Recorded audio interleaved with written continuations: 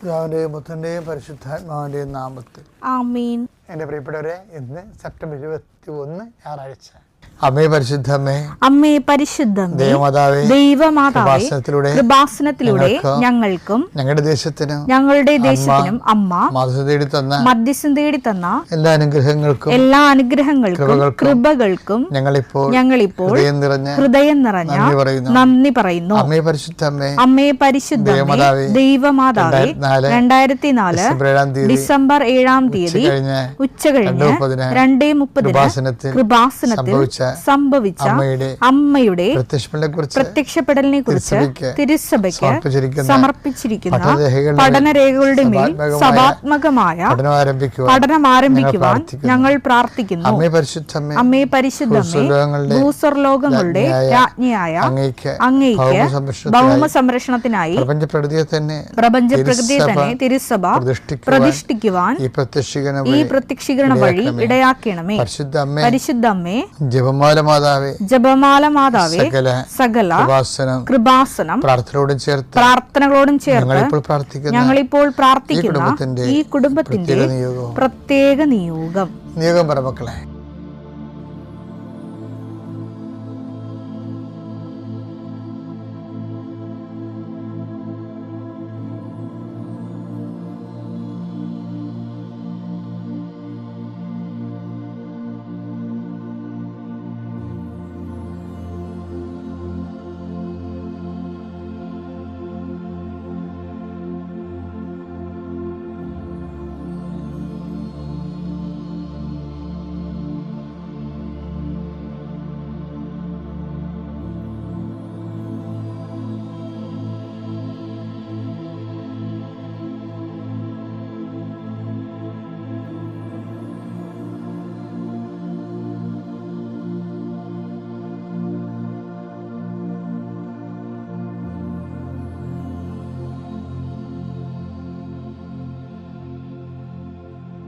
അമ്മയുടെ പ്രത്യക്ഷീകരണത്തിന്റെ ഈ അനുഗ്രഹവേളയിൽ ഞങ്ങൾക്ക് സാധിച്ചു തരുവാൻ കനിയണമേ.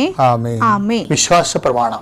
സർവശക്തനായ പിതാവും ആകാശത്തിന്റെയും ഭൂമിയുടെയും സൃഷ്ടാവുമായ ദൈവത്തിൽ ഞാൻ വിശ്വസിക്കുന്നു. അവിടുത്തെ ഏകപുത്രനും ഞങ്ങളുടെ കർത്താവുമായ ഈശോമിശിഹായിലും ഞാൻ വിശ്വസിക്കുന്നു.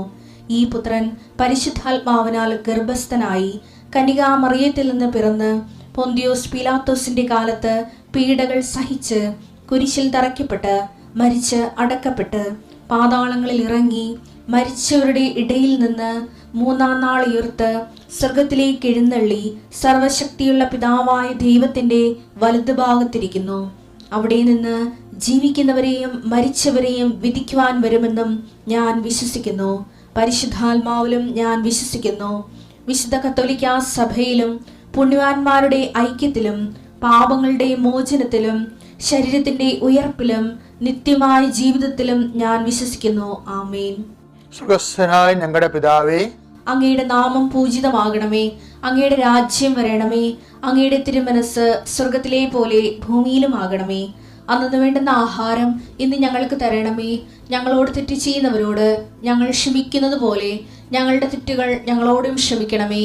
ഞങ്ങളെ പ്രലോഭനത്തിൽ ഉൾപ്പെടുത്തരുതേ, തിന്മയിൽ ഞങ്ങൾ രക്ഷിക്കണമേ. ആമേൻ. നന്മ നിറഞ്ഞ മറിയമേ, സ്വസ്തി.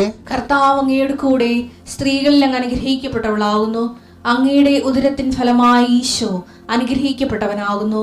പരിശുദ്ധ മറിയമേ, തമ്പുരാന്റെ അമ്മേ, പാപികളായ ഞങ്ങൾക്ക് വേണ്ടി ഇപ്പോഴും ഞങ്ങളുടെ മരണസമയത്തും തമ്പുരാനോട് അപേക്ഷിക്കണമേ. ആമേൻ.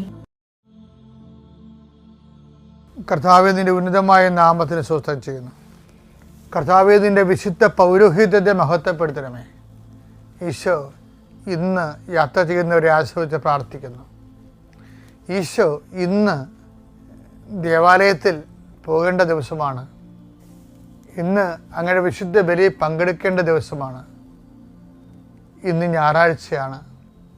ഇന്ന് കർത്താവിൻ്റെ കാര്യങ്ങൾ വ്യാപൃതമായിരുന്നു കൊണ്ട് പള്ളിയിൽ നിന്ന് വന്നതിന് ശേഷം ജീവിത പ്രസംഗം ലോകായികമായ കാര്യങ്ങളെക്കാൾ ഉപരി ദൈവിക കാര്യങ്ങൾ സത്യജലത്തിൽ കൊണ്ട് വചനം വായിക്കുകയും രോഗികളെപ്പോയി ഉടമ്പടി എടുത്ത് രോഗികളെപ്പോയി സന്ദർശിക്കാൻ പോവുകയും ചെയ്യുന്ന ദിവസമാണ്. കർത്താവ്, ഇന്ന് അങ്ങയുടെ മക്കൾ എവിടെയെല്ലാം പോകുന്നു, ആരെല്ലാം കാണുന്നു, ആർക്കെല്ലാം സുവിശേഷം കൈമാറുന്നു, വിശ്വാസം കൈമാറുന്നു, അവരെല്ലാം കർത്താവിൻ്റെ നാമത്തിൽ ഞാൻ ആശീർവദിക്കുന്നു. കർത്താവ് ഇന്ന് പല പല കാര്യങ്ങൾക്ക്, പല വിഷയങ്ങൾക്ക് വേണ്ടി ജീവിതത്തിൻ്റെ ഈ ആഴ്ച ചില ആൾക്കാർ പണി തിരക്കി പോകും. സാധാരണ ചെറുകിട ജോലി ചെയ്ത് ജീവിക്കുന്നവർ പണി തിരക്കി പോകും. നാളത്തെ പണിക്ക് തുടങ്ങാൻ വേണ്ടിയുള്ള കാര്യങ്ങൾ സെറ്റ് ചെയ്യാൻ വേണ്ടി പോകും. അതിനകത്ത് ചില തടസ്സങ്ങളൊക്കെ ഉണ്ടാകും. പക്ഷേ ഈശോ, ഞാനിപ്പോൾ പ്രാർത്ഥിക്കുകയാണ്, അവിടെ തടസ്സങ്ങളെല്ലാം നീ മാറ്റിക്കൊടുക്കണം. കർത്താവ് സാമ്പത്തികം തരാമെന്ന് പറഞ്ഞ് തരാതിരിക്കുകയും നമ്മുടെ എല്ലാ പദ്ധതികളും തകിടം മറിക്കുകയും ചെയ്യുന്ന അവസ്ഥകളുണ്ട്. അവർ നെഞ്ചുവേദന വന്ന ആൾക്കാർക്ക് പ്രഷർ കയറി ബോധം കെട്ടുപോകുന്ന അവസ്ഥ വരെ ഉണ്ട്. കർത്താവേ, അവരെല്ലാം നിൻ്റെ വിശുദ്ധമാരെ സന്ധിക്കുകയും ആരെങ്കിലും എന്തെങ്കിലും വിഷയത്തിൽ അടിസ്ഥാനപ്പെടുത്തി ജീവിക്കുന്നുണ്ടെങ്കിൽ അവർക്കത് കിട്ടത്തില്ല എന്നുകൊണ്ടാണെങ്കിൽ അതിന് പകരം മാർഗം കാണിച്ചുകൊണ്ട് അവിടെ നീ സന്ധിക്കണമേ എന്ന് പ്രാർത്ഥിക്കുന്നു. മനസ്സമ്മതവും കല്യാണവും അതുപോലെയുള്ള കാര്യങ്ങൾക്ക് വേണ്ടി ഒത്തുതീർപ്പ് ചെയ്യാൻ വേണ്ടി പോകുന്നവരുണ്ട് ഈശോയെ. ആലോചനയ്ക്ക് വേണ്ടി പോകുന്നുണ്ട് കർത്താവ്. ആരെയും ചതിക്കുഴി വീഴാതിരിക്കാനും ശാശ്വതമായ ജീവിതത്തിലെ ദൈവമഹത്വത്തിൻ്റെ ജീവിതം അവർക്കുണ്ടാകാൻ വേണ്ടി അവർക്ക് വേണ്ടി പ്രാർത്ഥിക്കുന്നു കർത്താവ്. നിത്യം പിതാവും പുത്രനും പരിശുദ്ധാത്മാവായ സർവ്വീശ്വരൻ നീക്കുവാമേ. ഈശോ പറഞ്ഞ് പാവത്തുകൾ എപ്പോഴും നിങ്ങളുടെ കൂടെ ഉണ്ടാവും. നിങ്ങൾ പിന്നെ ചെയ്യാൻ പറ്റുന്ന കാര്യം അവരെ കരുതണമെന്നേ ഉള്ളൂ. അതാ വാക്ക് ഭയങ്കര, അതാണ് സഭയുടെ നിലപാടതാണ്. എന്താ വെച്ചാൽ മത്തായി 26:11 വാക്ക് പറയുന്നുണ്ട്. എന്താണ്? ദരിദ്രർ എപ്പോഴും നിങ്ങളോട് കൂടെ. ഏത് ഇസങ്ങൾ വന്നാലും ശരി, ദരിദ്രർ എപ്പോഴും നിങ്ങളുടെ കൂടെ ഉണ്ടാകും. ഞാൻ കഴിഞ്ഞ മാസം ലണ്ടനിൽ ചെന്നപ്പോഴേ ഭയങ്കര ഗ്ലാസ് ആയിട്ടൊരു ടവറാണ് മുഴുവൻ ഉള്ളത്, ഭയങ്കര. പക്ഷേ ആ ടവറിൻ്റെയൊക്കെ താഴെ ഓരോ കടയുടെയും വാതിക്കൽ ആൾക്കാരിങ്ങനെ പൊതിച്ചു മൂടി ധർമ്മക്കാർ കിടപ്പുണ്ട്. ഫോട്ടോ എടുക്കണത് ശരിയല്ലല്ലോ, ആ രാജ്യത്തെ അപമാനിക്കേണ്ട തുല്യമാണ്. ഞാൻ ഫോട്ടോ എടുക്കാൻ കൂടെയുള്ളവർ വേണ്ടി എടുത്തിട്ട് പോലും ഞാൻ എടുത്തില്ല. എനിക്ക് സങ്കടം വന്നു പോയി. ഇത്രയും മഹാനഗരങ്ങളിലെ ദരിദ്രർ. പക്ഷേ ഇപ്പോഴത് ഓർത്തോ ഭയങ്കര ഐഡിയ ആണല്ലോ ഈശോ പറഞ്ഞത്. ദരിദ്രർ എപ്പോഴും അഭയാർത്ഥികളായിട്ട് വന്നവരാണെങ്കിൽ എപ്പോഴും എങ്ങനെയെങ്കിലും നിങ്ങളുടെ കൂടെ ഉണ്ടാകുമെന്ന് കർത്താവിൻ്റെ വാക്കാണത്. പക്ഷെ ഞാൻ എപ്പോഴും നിങ്ങളുടെ ഉണ്ടായിരിക്കത്തില്ല എന്നുള്ളത് ശാരീരികമായിട്ടുള്ള കാര്യത്തിലാണ്. പക്ഷെ അതുകൊണ്ട് എന്താണ്, ഇസങ്ങളൊക്കെ ഇങ്ങനെ മാറിപ്പോയാലും ഇനി ക്യാപിറ്റലിസത്തിൻ്റെ സമ്പദ് സമൃദ്ധി വന്നാലും അപ്പോഴിതുപോലെ അഭയാർത്ഥികൾ സൃഷ്ടിക്കപ്പെട്ടുകൊണ്ടിരിക്കും. കാരണം വെള്ളം അങ്ങനെയാണല്ലോ, എവിടെയെങ്കിലും കുടിച്ചെന്ന് ചാടുമ്പോൾ പിന്നെ അപ്പുറത്ത് വേലിയേറ്റ ഇപ്പുറത്തുണ്ടാകുമ്പോൾ ഒരു സ്ഥലത്ത് വേലി ഇറക്കം ഉണ്ടാകില്ല. ആ രീതിയിലാണ്. അതുപോലെയാണ് ഇത് വാട്ടർ ലെവലെന്ന് പറയണത്. അതുകൊണ്ട് സഭ സൃഷ്ടിക്കപ്പെട്ടപ്പോൾ സഭയ്ക്ക് കൊടുത്ത നിർദ്ദേശം എന്താണ്? പാവങ്ങൾ എപ്പോഴും നിങ്ങളുടെ കൂടെ ഉണ്ടാകും. അതുകൊണ്ട് പാവങ്ങളെക്കുറിച്ച് കരുതൽ വേണം. ഗലാത്യർ 2:10 പാവങ്ങളെക്കുറിച്ച് ചിന്ത വേണം എന്ന് മാത്രമേ, കരുതൽ വേണം. അതാണ്, ചിന്ത വേണം. ഇത് ആരോട് പറയാണെന്ന് അറിയാമോ?